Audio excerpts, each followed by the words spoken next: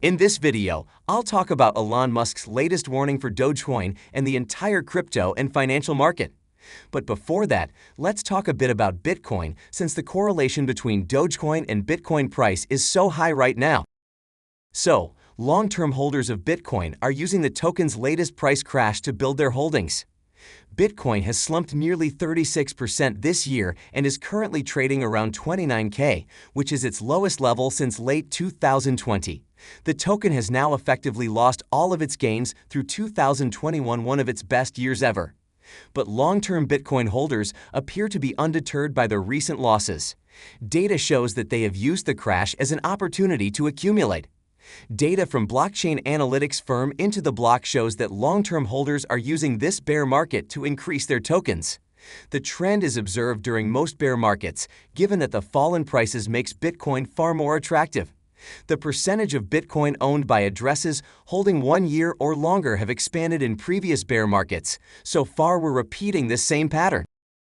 Also, data from blockchain analytics firm Santiment shows that Bitcoin saw its second largest total volumes since hitting an all-time high in November 2021. The reading highlights the massive rate at which large holders, specifically institutions, have dumped their Bitcoin holdings. Market analysts have also expressed caution over trying to time a Bitcoin bottom. BitMEX co-founder Arthur Hayes recently wrote that the token could bottom out as low as 25K, a level it has already flirted with this year. Also, Bitcoin investment vehicles are seeing gargantuan inflows this month, which is a fresh sign that traders' appetite for Bitcoin exposure is mounting. Data from monitoring firm Arcane Research published this week shows that Bitcoin exchange-traded products now have record high Bitcoin under management. According to Arcane's data, Bitcoin ETPs have seen a flurry of interest from institutional investors both this month and last. In total, Bitcoin ETPs, which include products such as the ProShares Bitcoin Strategy Exchange-Traded Fund, now has 205K BTC under their control, a new record. Arcane analyst Vettel Lund said that, while the May recovery was strong in ETPs, June has seen even happier days. The first 2 days of June have seen gargantuan net inflows to Purpose, 3iQ CoinShares, and Beto, pushing the global BUM to a new all-time high of 205,008 Bitcoin. Also, after the recent crash, U.S. Senator from Wyoming Cynthia Lummis said she has been working on an action plan for months now. A longtime advocate of cryptos, Lummis has been working on a proposal to fully integrate digital assets into the U.S. financial system. On Friday, she announced in a tweet that as soon as next week, the bill could be unveiled. She said, "We have been teasing it for months, but the time is almost here. A proposal to fully integrate digital assets into our financial system. Excited to finally unveil this effort next week. Stay tuned." Now coming back to Elon Musk and Dogecoin. So Elon Musk said he has a super bad feeling about the economy and wants to cut about 10% of jobs at Tesla. The message came 2 days after he told employees to return to the workplace or leave the company. Tesla employed around 100K people in the company and its subsidiaries at the end of 2021, according to its annual SEC filing. While concerns about the risk of a recession have grown, demand for Tesla cars and other electric vehicles has remained strong, and many of the traditional indicators of a downturn, including increasing dealer inventories in the United States, have not materialized. Now the point here is that Elon has a bad feeling about the economic environment, and also he's going to fire hundreds of people working at Tesla. And this is bad for a number of reasons. First, Elon's analysis has been right about many things that he's talked about till now. And so when he says that things are going to get worse from here, I'm going to believe him. The second is that firing so many people working at Tesla is going to be bad for his image and may even reduce his credibility among his fans, particularly Doge fans. And after that happens, his future tweets for Dogecoin won't be as effective as they always have been. With that said, let's look at Michael Saylor's predictions on the market. So according to Michael Saylor, the crypto market turmoil is wonderful for Bitcoin. The feverish price movement in the Bitcoin market does not appear to bother the executive, contrary to popular belief. In fact, despite Bitcoin's struggles to stay above 30K, he has another bold prediction for it. In a recent interview, Bitcoin evangelist Michael Saylor predicted that, despite the regulations, Bitcoin would rise to 10x. He said, I think this entire crypto crisis is going to be excellent for Bitcoin, Michael says. It will hasten some long overdue regulation of stablecoins, altcoins, and exchanges. It's about breaking the political deadlock. It's informing the world about the differences between Bitcoin and security tokens, which will make it easier for big institutions to enter the space. Moving on, let's look at some good news that came out for crypto. In a possible signal toward easing the hostile environment and regulations for cryptos in India, a top government official said the country was drafting a crypto consultation paper. And that is good news because Dogecoin sees a lot of trading in the Indian market.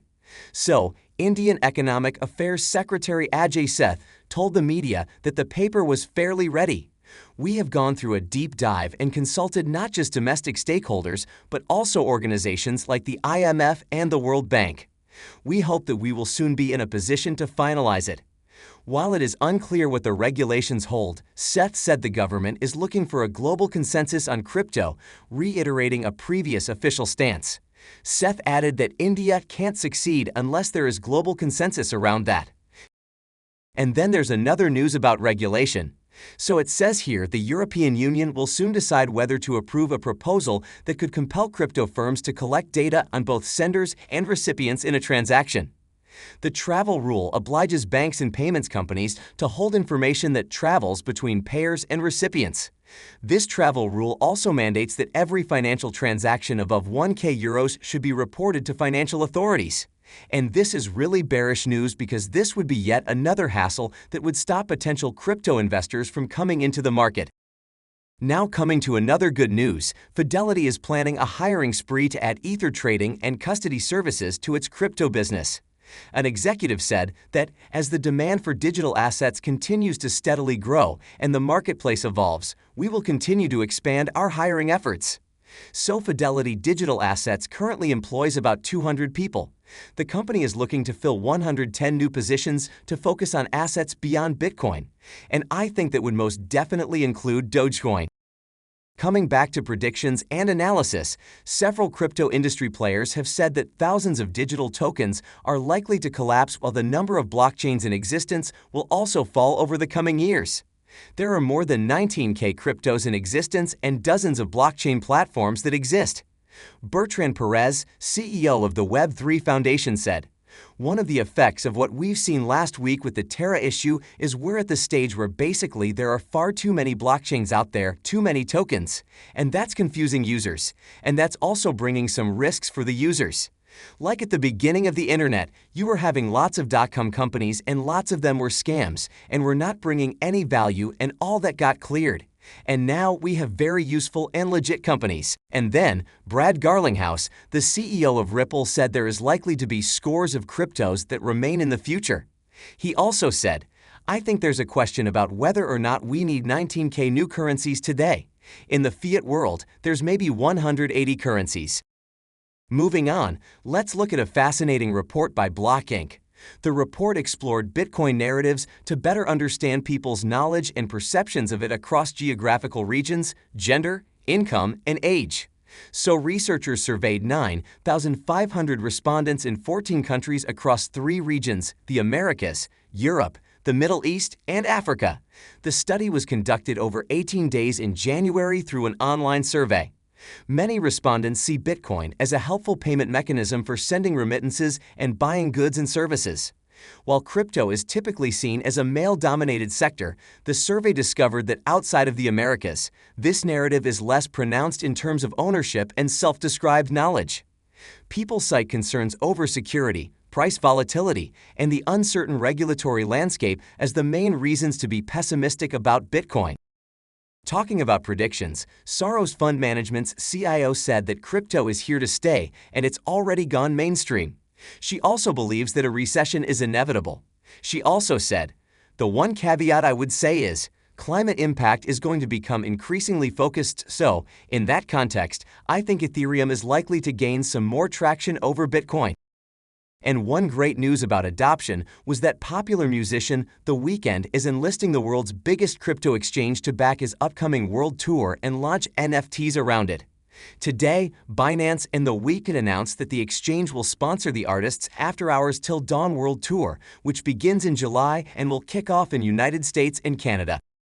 Now let's come back to Dogecoin. So Dogecoin is currently trading at around 8 cents, and the 24-hour trading volume has dropped even more since yesterday. If we talk about all the moving averages, Doge is very close to its 10-day and 20-day moving average. The next crucial resistance level is the 50-day moving average, which currently stands at 10.3 cents. I believe we can get above it by the end of this week.